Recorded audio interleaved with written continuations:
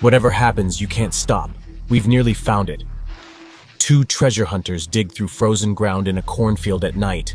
Heavy rain pours, lightning flashes, but the pair continue to work. Suddenly, the shovel bumps into something hard. No way! A treasure chest! They dig faster and find a piece of a ship's engine. Far from seas or lakes beneath Kansas City fields, they've discovered a sunken ship. A sunken ship. How is this possible? Let's find out. Some people spend their lives searching for sunken ships with buried treasures. One of them is a researcher named David Hawley. For years, he's sought out these ships far from seas, rivers, or oceans. He loves the adventure. Such shipwrecks could contain chests of gold, antiques, and artifacts. They could fetch a high price. As David says, you don't have to go to the ocean to find a sunken ship. They might be in your backyard. But why do ships end up buried underground among fields, farms, and plains? Let's find out, using the example of the steamer Arabia. According to old records and newspaper clippings, this ship was carrying around 200 tons of treasure before it sank in 1856. According to numerous rumors and local legends, the ship lay underground several kilometers northeast of Kansas City. It ended up there because in the second half of the 19th century, people deliberately changed the course and channels of the Missouri River. They artificially brought the banks closer together, narrowed the river to increase the speed of the current, so the ships could sail much faster.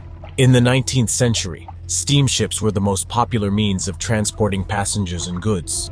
Before the advent of railways, they'd extended the western border along the Mississippi and Missouri rivers and delivered supplies to the people, so it was very important to increase their speed. So, on September 5th, 1856, Arabia was sailing along such an estuary when she came across a snag sticking out of the water. A log piece quickly filled the ship.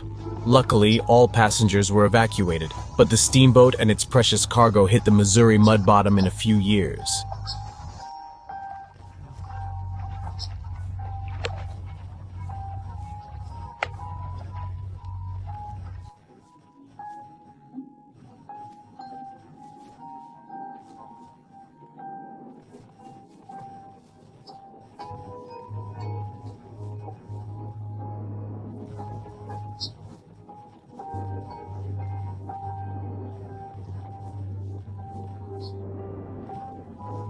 Studied the history of sunken ships in the U.S., he knew that hundreds of steamboats had gone under all over Missouri, but he was most intrigued by Arabia as it was said to be filled with gold and other valuable materials.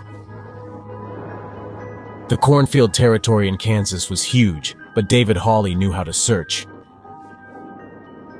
He began working in 1987. Firstly, along with his brother and father, they collected all the snippets from old newspapers they could lay their hands on. Found them. They were looking not only for information about the steamboat, but also for maps of the Missouri River. They traced its historic changes, checked the dates, and identified a large area where the steamboat had sunk. They then conducted electromagnetic tests and used other geological materials to study the soil, finding a suitable location. They were looking for differences in soil moisture and density. Then they examined the area with the help of powerful metals. By the autumn of 1988, they had determined the location of the steamer. Arabia was the size of a football field. This giant vessel lay 14 meters underground, 4 stories deep. But before they could begin excavation, they had to ask permission from the owner of the cornfield. For the farmer, this news came as a big surprise, he agreed. But provided that the excavations are completed by spring, he will be able to sow a new crop. Dig. A ship in winter is much more difficult and expensive than at other times. This is both additional equipment and the cost of electricity and heating. The team worked day and night, with enthusiasts financing the excavations out of their own pockets. Each invested more than $10,000, took a loan from a bank. Finally, the seekers.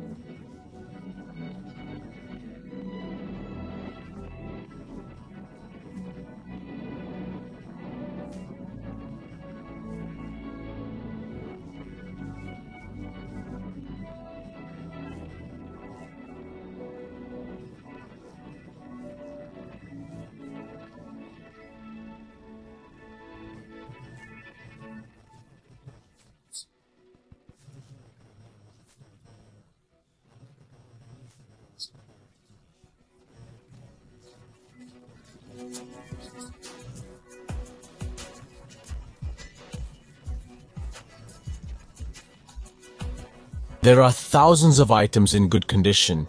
Even matches are dry enough to light. David spent many years to assemble the entire collection from the ship. He appreciates each of the items and doesn't want to sell them. Anyone can come here, pay for a ticket, and be in the past. Who knows, maybe there's an old ship hidden in your yard too. In 2008, geologists discovered an ancient ship in the hot desert of Namibia. This ship sailed back in the days when sailors were afraid to meet pirates at sea. Now it's in a dry lagoon. It had sailed from Lisbon in 1533 and had disappeared with its crew near a small diamond mining town. Almost 500 years later, the ship's hull was badly damaged. Only the skeleton remained of the ship, but the treasures hidden inside remained intact. Geologists studied the ship for a long time, trying not to spoil anything. Then, after 5 days, they found a large old chest in the hold. Carefully opening it, they found gold coins there. So, the value of the ship was estimated at about $10 million. The exact reason for the shipwreck is unknown, but experts believe that the ship was destroyed by heavy loads and bad weather. It sank to the bottom, which turned into a desert years later.